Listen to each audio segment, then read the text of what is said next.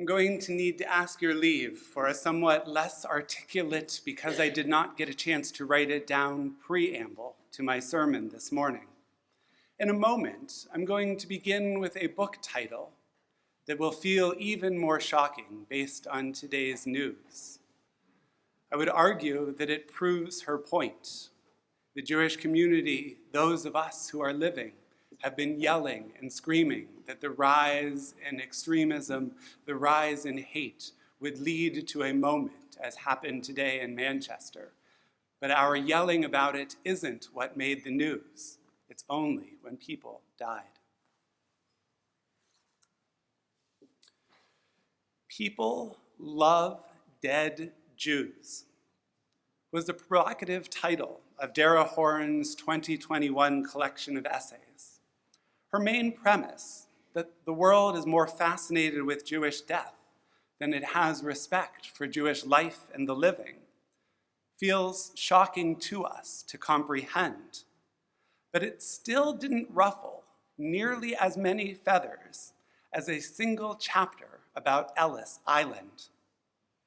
In that chapter, Horan writes about a speaking engagement at a Jewish institution where she casually mentioned a well-researched, widely available truth she hardly thought to be provocative.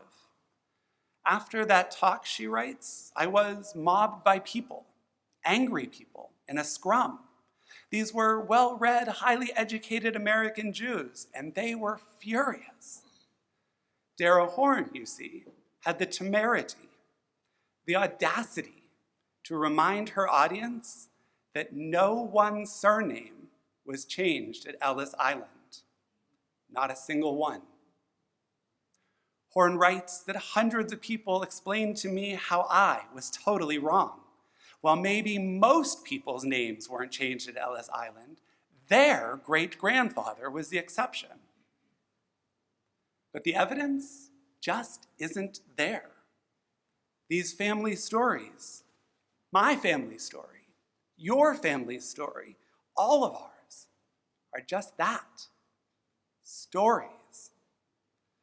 If anything, Ellis Island officials were known to correct mistakes on passenger lists, says Philip Sutton, a librarian in the Milstein Division of United States History and Genealogy at the New York Public Library, citing a 2010 History of Ellis Island by historian and professor Vincent Canato. Sutton makes clear that names were not changed at Ellis Island.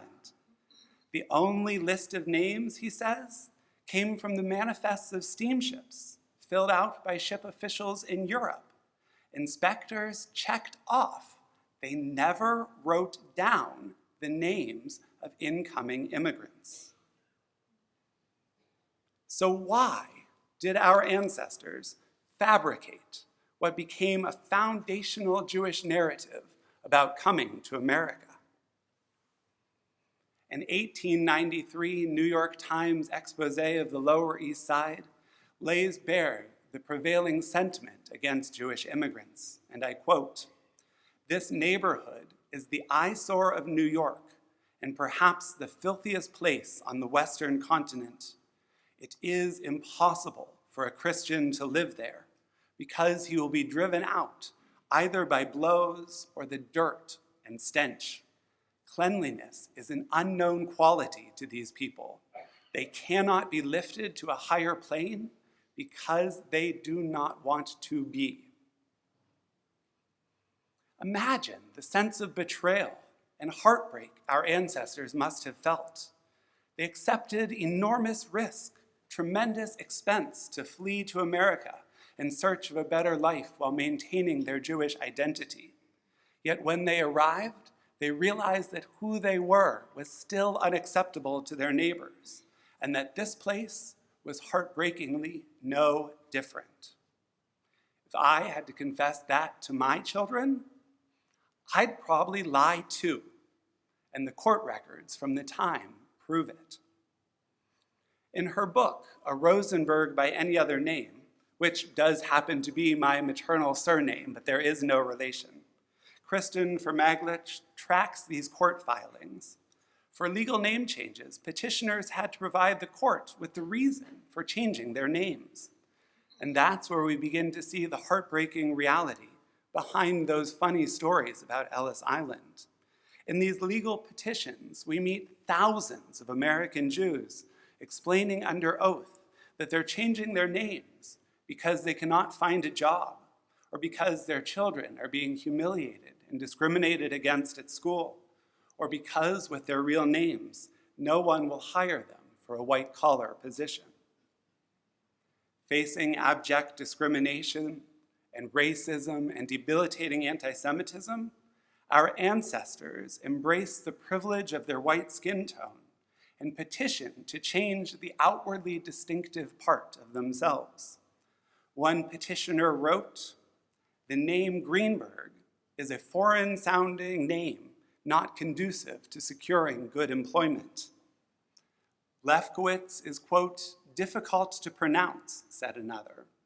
And one Louis Goldstein declared his name to be, and again I quote, "un-American, un-euphonious, and an economic hardship."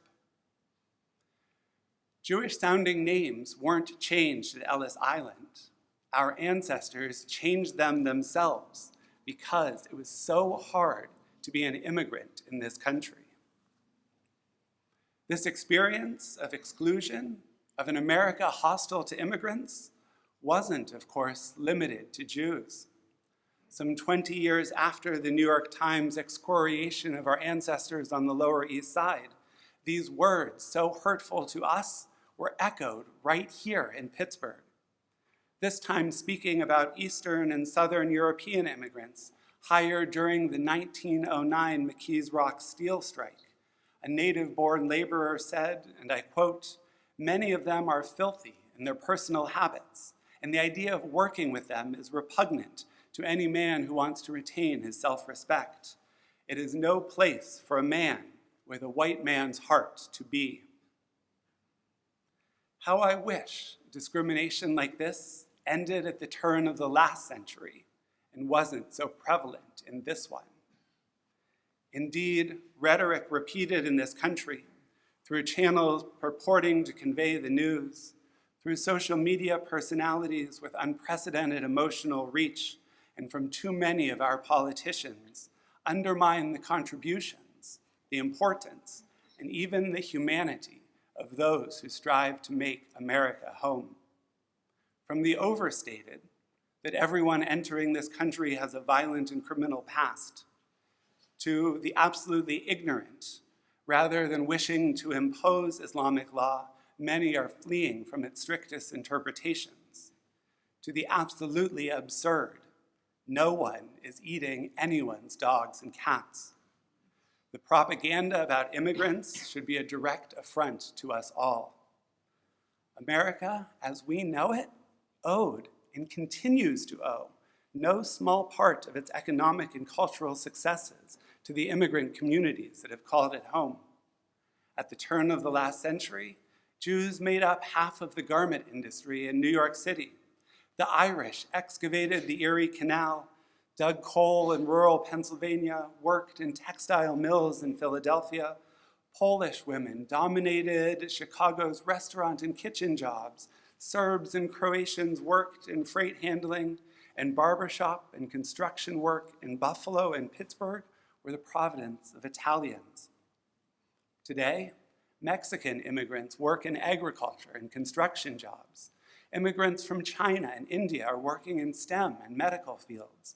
Immigrants from the Caribbean are overrepresented in home health care, and our country, quite simply, couldn't happen without them. Immigrants sustain entire industries. They contribute over $579 billion, 1 in every 6 tax dollars to this country, and they make life as we know it possible. Yet today's immigrant communities are living in fear. Fear that their student visas and temporary protected statuses and humanitarian paroles will be revoked as hundreds of others have been. Fear that naturalized citizenship could be revoked without due process or birthright citizenship canceled by the court system.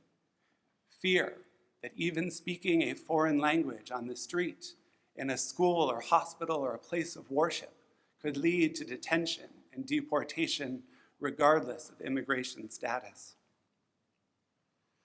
While I do not believe that those who have committed violent crimes should have a place in America's future, I also believe that we are seeing a punitive and unjust and often cruel targeting of immigrants in this country that does not make us safer or more prosperous.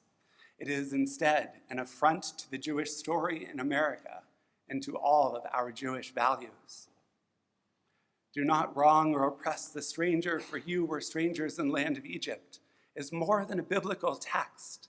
It's a founding principle of our tradition, reinforced at Passover Seder tables and Torah studies and in Jewish storytelling.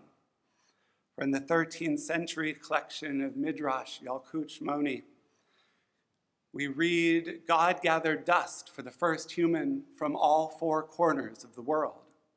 Why from the four corners of the earth? So that if one comes from the east to the west, the land will not say to them, the dust of your body isn't mine. Go back from where you came. Rather, every place a person goes, our tradition teaches, a part of them is from there, and a part of them is always returning there. Imagine a world where we accepted the beauty of this teaching, where we recognize that the negative experiences of being a stranger because of your language or the color of your skin are imposed constructs that each of us can help to alleviate and reject. We, who know in our history, in our DNA, what it means to be despised, whose history in America is one of being lied to by our own family to protect us from the cruelty they faced. We can't stand idly by this pain of our neighbors. To do so would be to pull up the ladder that we climbed, to shut the door we wedged ourselves through, when instead we should be looking out, and seeing our faces reflected in those being kicked out. We can bring others closer up that ladder into our lives, into our country, through direct action, by volunteering with Jewish Family and Community Service, or Hello Neighbor to provide mentorship and cultural education, or direct and personal comfort to those who are living in fear. We can tutor with Literacy Pittsburgh, or help the local library to make English more accessible while helping families navigate complex educational systems. We can engage as part of the Casa San Jose Emergency Response Network, responding to unjust situations with the protections provided by transparency and documentation. We can also bring others closer through advocacy. That means writing to elected officials and insisting that immigration policies are both legal and just. It means showing up at town halls or public meetings where silence is too easily mistaken for agreement, and reminding our leaders that fear and exclusion do not make America great. It means marching, rallying, lending your presence so that immigrant families know they're not alone, and our lawmakers know we are watching. Advocacy isn't about partisanship. It's about proclaiming loudly and publicly that the values of this nation, our very tradition, demand dignity and fairness and evaluation on one's merits rather than on their ethnic origins. We can choose action, we can choose advocacy, or we can simply choose to stand as a bulwark against injustice by just telling the truth. Our ancestors felt the need to lie to us because their truth, that America didn't want them here, was too painful for them to share. Instead of perpetuating that story, we can tell the truth to our children in ways that will help them see themselves in others who are being oppressed, othered, dehumanized for wanting exactly what our ancestors wanted, a place where every family of every background can keep their name, their dignity, their traditions, and still belong. Our history and our values mean we can't stand idly by the pain and fear being inflicted on our neighbors. Unjust, often cruel targeting of immigrants in this country doesn't make us safer. It harms who we are as a nation and who we want to be. So, share the Jewish American truth. Find ways to counter dehumanizing narratives. Act with the courage of our tradition, opening doors instead of closing them, helping others climb that ladder to the higher plane that we ourselves have found. Shana Tova.